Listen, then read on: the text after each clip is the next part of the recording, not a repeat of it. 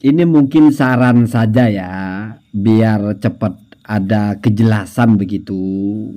Orang-orang seperti KRT Kiai Nur Ihya ini mestinya kalau hal-hal seperti ini buat videonya itu bukan narasi begitu saja, tapi datanglah ke Polda atau ke Polres atau apa, langsung mengajukan laporan begitu. Biar kesannya kok nggak cuma konten gitu, bisa dipidana, didenda 5 miliar, nuduh-nuduh orang merusak cagar budaya atau apa. Nanti orang-orang yang mendukung Bapak itu cuma ngelihat Bapak ini kok cuma seperti bikin konten aja, datang gitu ke polisinya lapor. Di Indonesia ini negara hukum. Itu loh di sebelah orang bikin website palsu, niru website resmi, langsung diciduk oleh polisi, nggak pakai lama. Februari, Maret langsung diciduk, cepat begitu Pak. Apalagi kasusnya serius gitu, merusak cagar budaya, undang-undangnya ada.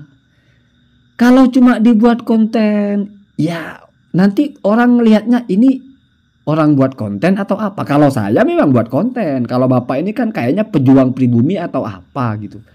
Kok selesai-selesai di konten aja, mestinya langsung datang gitu, laporkan gitu. Biar kita itu tahu gitu loh bahwa pekerjaannya itu memang serius.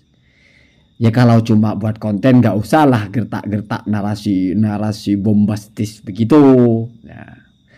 Ya nanti seperti yang sudah-sudah gitu, sok-sok sudah sepertinya udah yes bener gitu, ternyata ya nggak ada hasilnya. Jangan begitu ya. Nanti orang-orang yang awalnya percaya itu lama-lama lemes juga. Ini kok diperhatikan dari semua kontennya itu isinya kok begitu, katanya mau bisa dipidanakan tapi kok nggak dipidanakan, begitu loh. Apalagi misalnya dituduh memalsukan sejarah lah. Memalsukan situs resmi saja, website aja, itu bisa dipenjara. Apalagi memalsukan sejarah gitu loh. Tapi kok sampai sekarang ya begitu-begitu aja, ramai di konten aja. Kok pejuang kok cuma bisanya ngonten gitu. Mestinya jangan hanya ngonten, laporin saja langsung gitu loh, kan enak gitu loh. Ada yang sering bicara kenapa Kiai Madudin itu nggak dilaporin kalau Mbak Alawi merasa difitnah. Itu pertanyaan agak lucu sebetulnya. Nggak semua orang yang merasa difitnah lalu mau lapor polisi Pak. Ada yang biarin aja berbusa-busa, kamu ngomong palsu-palsu urusan kamu lah. Ada yang begitu Pak. Toh nggak ada kewajiban juga melapor. Dan nggak ngancam-ngancam juga kan nanti kamu saya laporin. Nggak ada begitu. Ya. Ini kan yang sok-sok ada bau-bau kriminal atau tindakan memalsukan atau apa, ini kan narasi-narasi yang serius sekali gitu. Tetapi kok nggak pernah ada yang dibuktikan secara real gitu loh. Ya kalau Mbak Alawi pikirnya yang ngapain sih ngurus kalian, mau palsu mau urusan kalian lah. Nggak lalu miskin mereka walaupun dibilang palsu juga. Dibilang asli juga nggak lalu kaya. Nggak lalu dapat gaji ya. Nggak kerja ya nggak makan juga. Jadi ada Pak orang yang nggak mau peduli Pak. Mau kamu fitnah apa, mau kamu tuduh apa, enteng-enteng aja. Jadi jangan indikatornya kalau itu fitnah mesti dilaporkan. Kalau nggak difitnah, oh berarti kalau nggak dilaporkan, oh berarti bukan fitnah. Logika sengkle. Kita saja disalahin orang, ya tetap salah Pak orang itu walaupun kita nggak ngebalas, walaupun kita memaafkan, kita diamkan. Nggak lalu berarti orang-orang itu nggak salah. Jadi kan sering ada narasi itu. Kalau memang Mbak Alawi itu asli, tidak mungkin mereka diam dituduh palsu. Mesti mereka melaporkan Pak Emad ke polisi. Loh Pak. Jadi indikatornya itu, kalau mereka diam berarti mereka salah. Kalau mereka benar mesti mereka lapor. Ya kadang-kadang apa-apa mau ngarang sendiri. Logika pun mau berlogika sendiri. Kita saja disalahin orang itu. Ya salah Pak orang itu sama kita. Tapi kita diem, kita memaafkan. Itu bukan berarti orang itu benar Pak. Tetap aja salah. Kamu kemalingan handphone, kecopetan, terus kamu nggak ngelapor, apa lalu kamu nggak dicopet? Apa lalu copetnya nggak salah? Ya enggak Pak, tetap salah. Atau ada tonggomu yang bilang kamu begini begitu, kamu nggak lapor, Apa lalu berarti tetanggamu benar? Ya enggak, Pak. Kalau semuanya dilaporin ke polisi, wah, capek polisinya, Pak.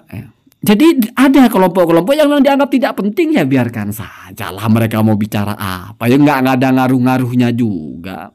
Kan dianggapnya begitu. Justru ini yang merasa terancam, merasa pribumi mau digusur atau apa, sejarahnya mau dibengkokkan atau apalah.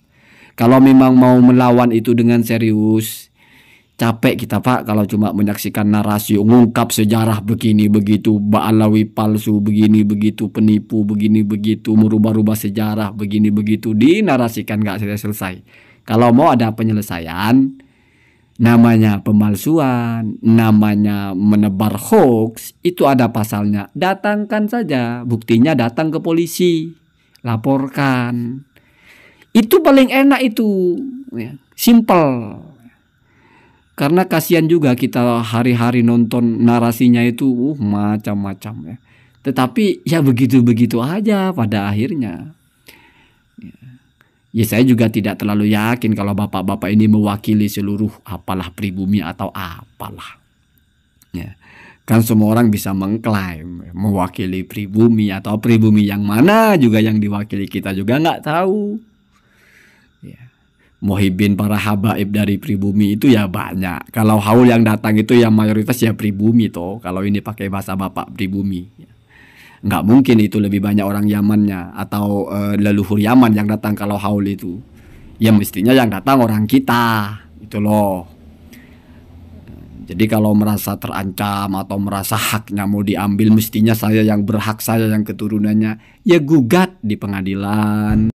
Tapi kalau mau ambil jalur ngonten, ya hak bapak-bapak juga sih. Siapa saya mau ngatur-ngatur, mungkin lebih enjoy dengan ngonten sambil teriak-teriak memperjuangkan pribumi sambil dapat AdSense. Ya, bisa jadi begitu. Kalau mau ke polisi nanti malah kalau ditanya apa buktinya repot lagi. Ya, jadi bisa jadi memang orang itu punya banyak pilihan, cuma kayaknya terlalu besar judulnya gitu. Kalau mau meluruskan sejarah bangsa tapi selesai di konten.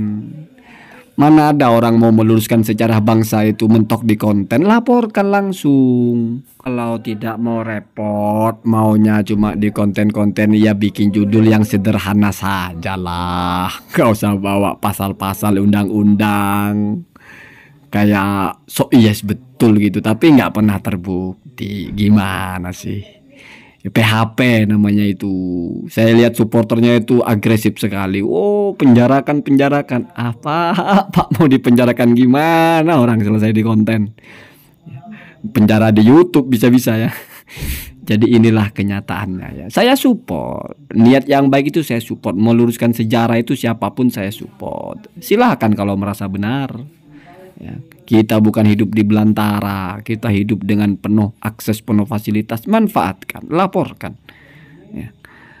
Orang dengan hal sederhana saja bisa kena pasal kalau terbukti salah, apalagi ini isunya besar. Jadi saran saya untuk Kiai Nur Ihya, ya, kalau mau bikin konten lain kali langsung di polisi saja, sedang membuat laporan atau apa gitu. Lebih keren ya daripada konten aja. Kalau cuma konten judul ya biasa aja, nggak usah lebay ya. Karena kasihan ya, yang nonton itu berharap terlalu besar tapi ternyata hanya konten ya. Allahumma